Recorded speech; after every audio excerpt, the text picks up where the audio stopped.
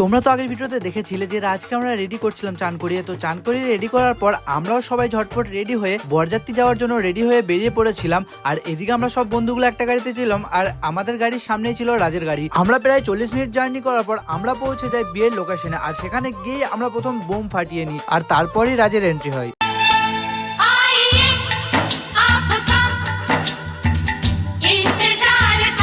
আর এদিকে রাজের সব কাজিনরা একসাথে মিলে তার উপরে টাকা ওড়াচ্ছিল। ওড়াবেও না কেন, তাদের একটা কাজিন খুব জলদি শহীদ হতে চলেছে আর নতুন ভাবি আসতে চলেছে, সেই খুশিতে তো টাকা ওড়াতেই হবে।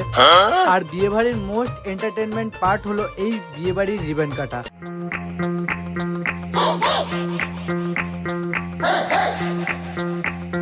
कुछ ठंडा पी लो, मूड नहीं है, दही बड़े लो, मूड नहीं है, कुल्फी खा लो, बहुत खा चुके, पान खा लो, बहुत खा चुके, बहुत खा चुके।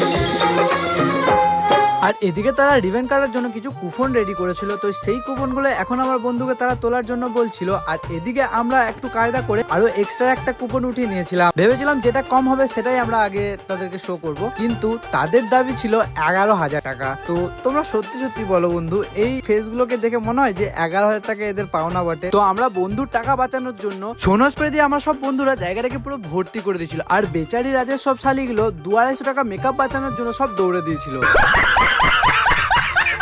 এত সত্যি বলে দিলাম যে এরপর শালিরা যখন আমার ব্লগটা দেখবে গালাগালি কি পরিমাণে দেবে আমি ভাবতেই পারি। আর প্রথমেই রাজের যেহেতু বিয়ে পড়ানো হবে তার জন্য আমরা রাজকে রেডি করে দিয়েছিলাম। আর তার আগে আমাদেরকে নাস্তা পানি দিয়ে দিয়েছিল। রাজ সহ আমরা সব বন্ধুগুলো মিলে একসাথে হালকা করে টিফিন করে নিচ্ছিলাম। আর এদিকে ভাবির এন্ট্রি হচ্ছিল। এরি সাক্ষী মঙ্গল গৌরী ধরতি অম্বর সাজৌরি। আর এদিকে তাদের বিয়ে পড়ানো স্টার্ট হয়ে গেল। আর তোমরা যারা মুসলিম বিয়ে দেখোনি, পুরো বিয়ে পড়ানোর নিয়মটাই তোমরা এই ভিডিওতে দেখতে পাবে।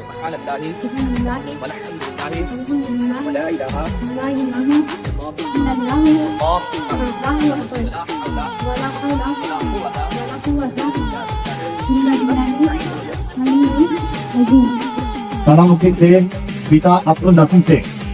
এই নেকায়ের দেনমোহর 10,000 টাকা।